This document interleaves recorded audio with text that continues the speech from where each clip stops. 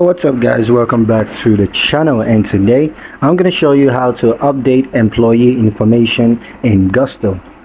Now, do you need to make a change to an employee's info, like probably updating their address, their job titles, or emergency contact?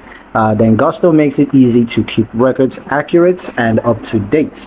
Now here's how you can quickly make edits to employee details. Step 1, navigate to the People tab. So from your Gusto dashboard, you want to click on the People tab that's on the left corner. And this is going to bring up a list of all your active and former employees. Step 2, just select the employee. So click on the name of the employee whose information you want to update. And this is going to open their profile where you can access all their personal and employment details.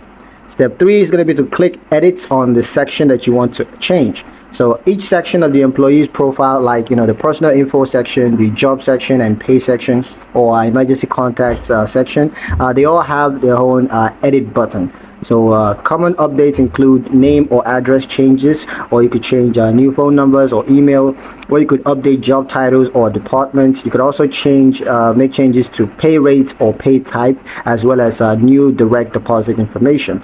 So just click edits, enter the new information, and then hit save.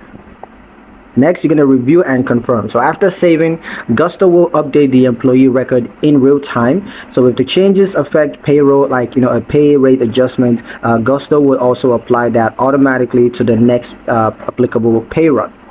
And that's all it takes. So keeping employee info accurate in Gusto ensures smoother payroll, correct tax filings, and clean record. Up next, we'll walk through how to terminate an employee in Gusto when that situation comes up.